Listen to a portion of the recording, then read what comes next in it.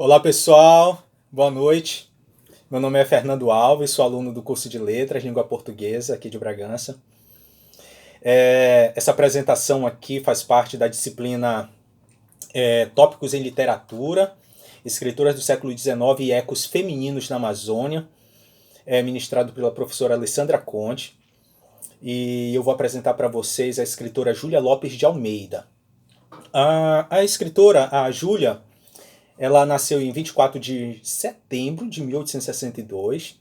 Ela é filha de portugueses que migraram para o Brasil, né? E já aos 7 anos esse casal vai com a família para Campinas, né?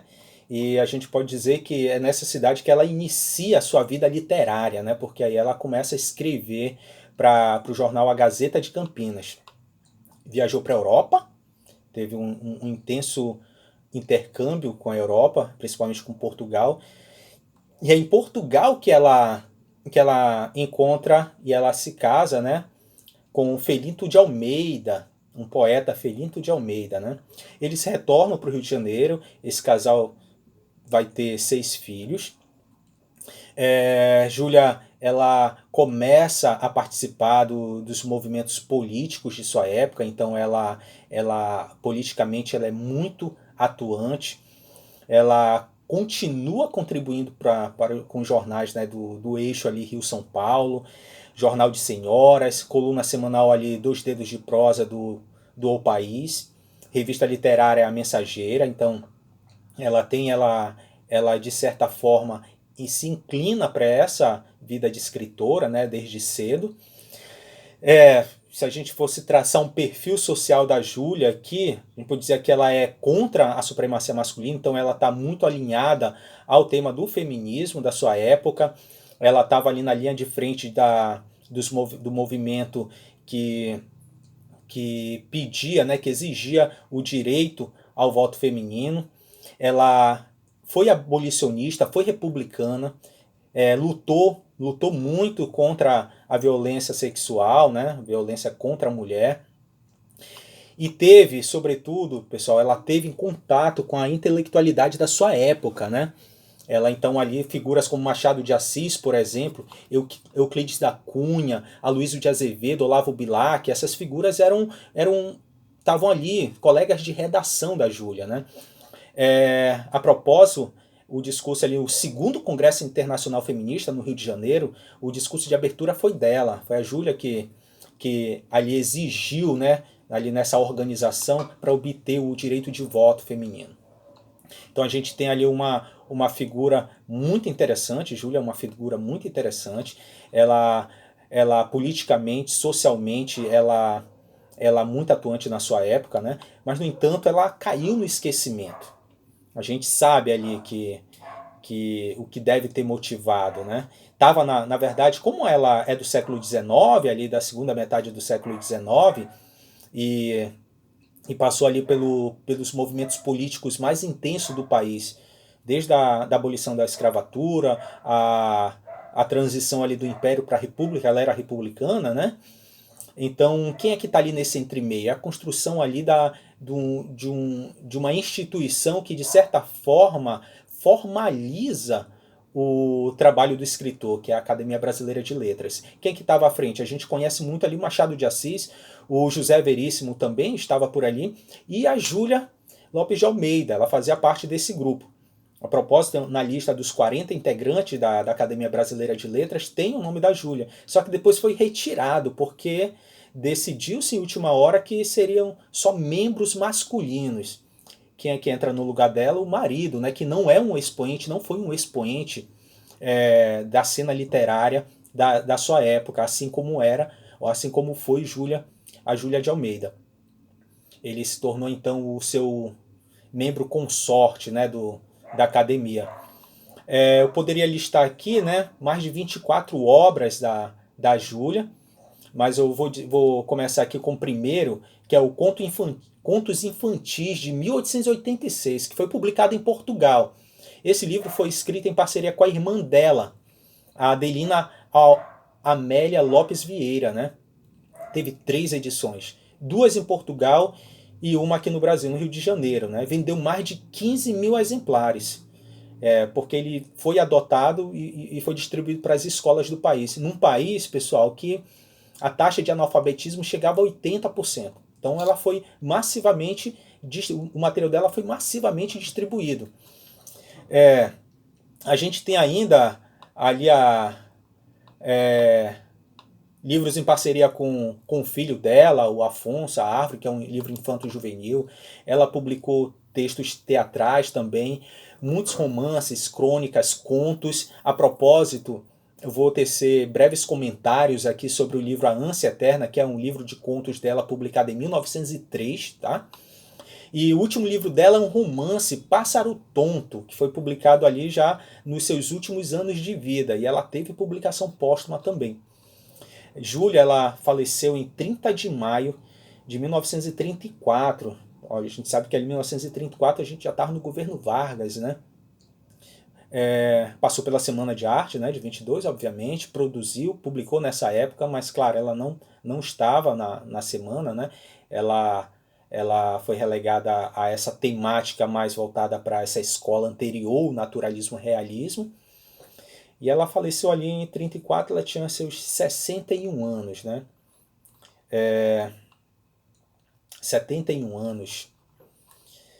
Aqui eu vou iniciar a leitura, né? Uns comentários. Vou tecer uns comentários aqui sobre a Ânsia Eterna. Essa Ânsia Eterna saiu recentemente pela editora do Senado, pessoal. E foi uma edição revista, tá? Faz parte da segunda edição delas, que contém 30 contos. Faz parte da coleção, né, Escrituras do Brasil, organizado pela Livraria do Senado. É um livro que tem 30 contos, e esses contos sofreram, claro, uma adequação da linguagem, da escrita, da língua portuguesa, mas foi conservado alguns estilos de escrita da autora, da Júlia, como, por exemplo, em alguns momentos, alguns parágrafos, algumas sentenças, elas não iniciam com inicial maiúscula. Então, isso aí é um estilo da Júlia, né? Um estilo de época. Não um estilo de época, um estilo da escritora, né? Aqui eu vou comentar sobre dois contos, né? Dois contos que me chamaram muita atenção, que é Os Porcos e A Caolha.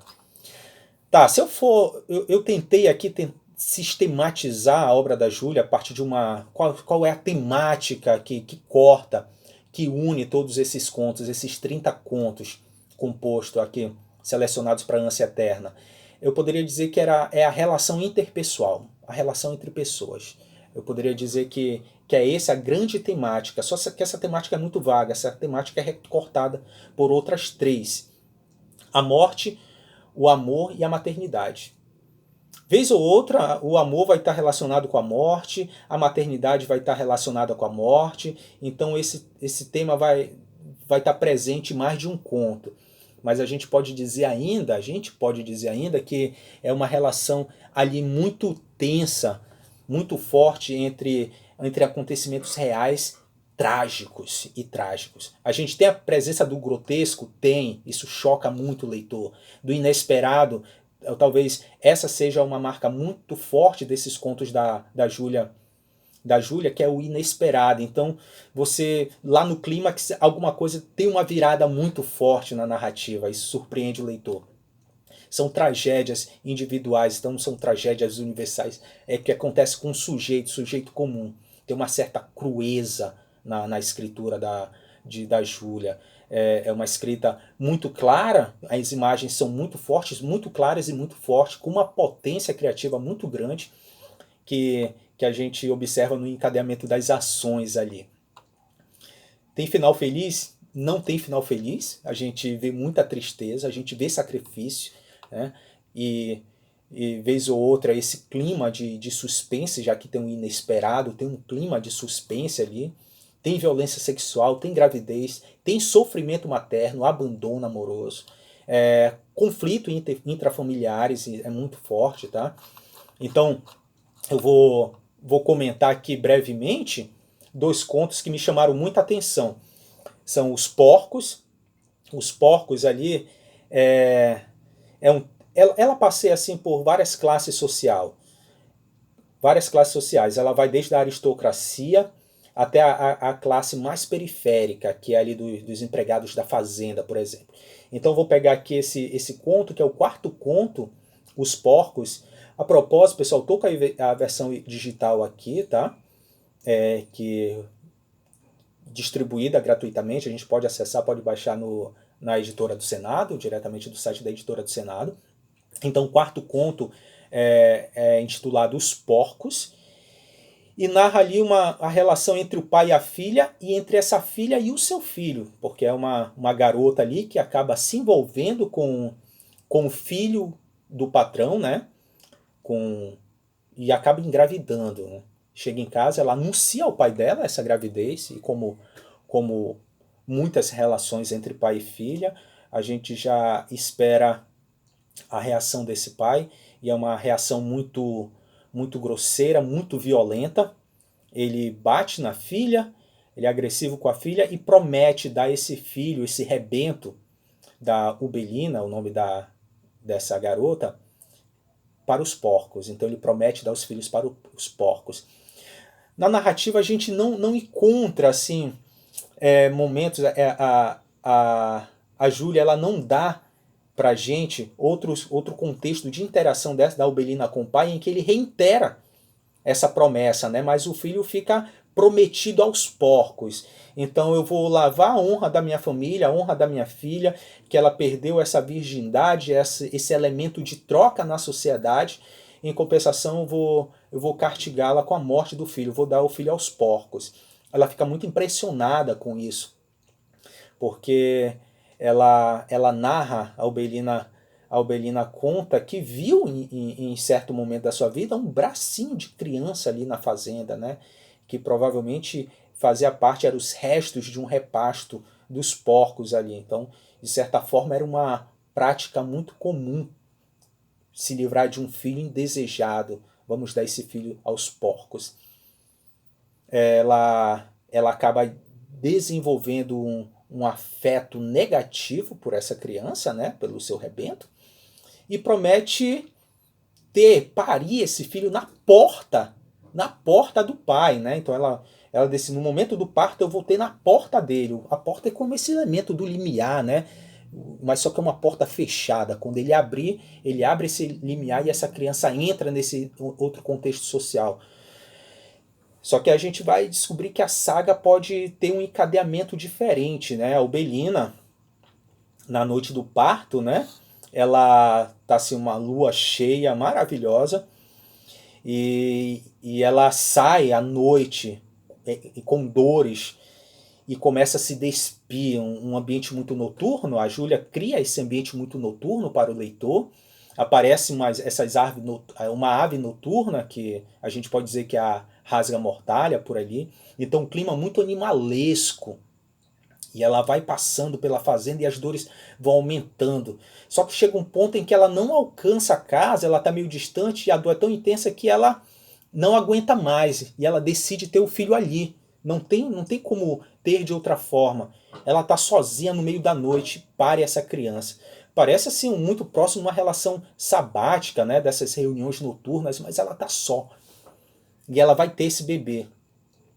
A princípio ela nega olhar para a criança, depois que nasce um menino, ela nega olhar para essa criança, nega olhar para esse menino para não gerar afeto, para ela não gostar da criança, não gostar do menino. Mas o menino reclama o peito da mãe e ela decide amamentar. Nisso ela se afeiçoa com a criança, né? Só que ela provavelmente ali não é dado pra gente, mas a gente nos leva a crer que ela tá tendo uma hemorragia, então ela tá muito fraca, muito convalescida, e ela não consegue mais proteger esse filho. Ela tomba com a criança, ela está no chão com essa criança, e ela olha ao lado, ao olhar para o lado e vê se aproximando o animal, e a gente sabe que animal é esse. Ela descreve os dentes de uma forma muito cruel, o animal surge de forma muito cruel, uma grande porca. Não é um porco, ela faz esse jogo com a palavra porta, né? Então é a porca que se aproxima. Num relance de lado, ela já desfalecendo, ela já morrendo ali, ela consegue escutar ali um grunhido, ela consegue escutar ali talvez um choro. Quando ela olha, só vê a figura da grande porca levando os pedaços do seu filho. A narrativa acaba, uma narrativa cruel, né? Mas é essa a realidade. Qual seria o contexto social dessa criança e dessa garota, né, que acabou de ter esse bebê? Onde ela seria aceita? Então é uma figura deslocada da sua sociedade. Eu poderia aqui... Tem outros, né, outros textos maravilhosos também, outros contos maravilhosos da Júlia.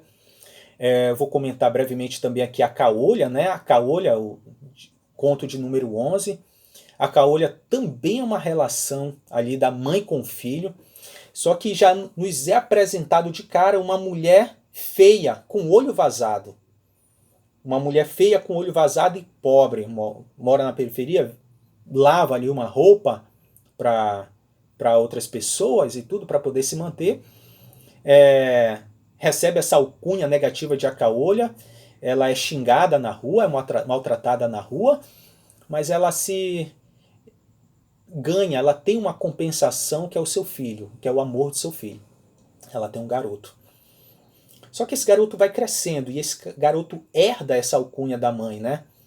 Ele se torna o filho da Caolha. Isso traz problemas muito, muito sérios. Socialmente, ele começa a ser excluído na escola por conta da chacota. Ele briga muito com os alunos, com os colegas dele, né, de classe, e acaba sendo expulso. A mãe já havia percebido ali um certo distanciamento do filho por conta disso. Ele já deixava de beijar o olho, o rosto do lado do olho vazado. Já tinha passado para o outro lado do rosto, na medida que vai crescendo. Depois ele só beija a mão, depois ele não se aproxima da mãe. Ela nota um certo distanciamento, um certo asco do filho, né? Até que vai aumentando na medida que ele vai entrando na sociedade. Da escola ele vai procurar emprego, mas nos empregos que ele consegue, ele também leva essa alcunha que ele acaba sendo despedido. A mãe consegue um emprego para ele novo, em que tem essa ressalva de que ele não seja nomeado, chamado como filho da Caolha. Ele para de frequentar a casa da mãe e lá pelas tantas ele se apaixona, né? E ele pede essa garota pela qual ele se apaixona em casamento, e como resposta ela aceita, é positiva, mas ela diz, olha, você vai ter que se mudar da casa da sua mãe. Eu não quero herdar. De certa forma ela diz, eu não quero herdar essa alcunha, esse mal dela.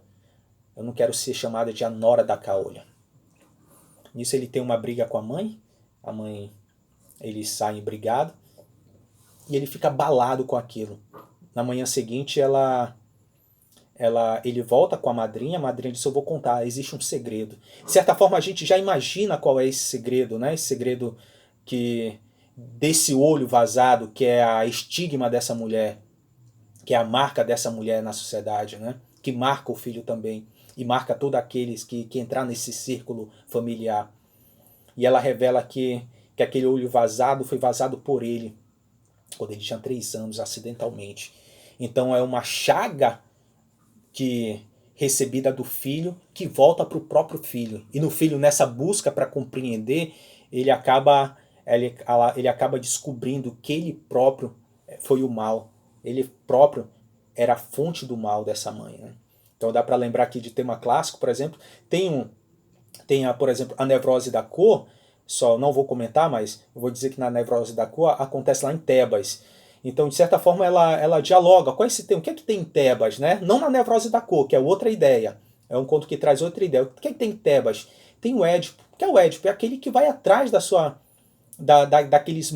daquele mal que assola a sua vida, a sua sociedade ali, e ele descobre que esse mal é ele próprio.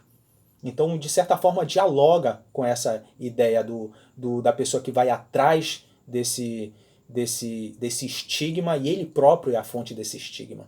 Então parece um destino que ele não foge não tem como fugir do destino.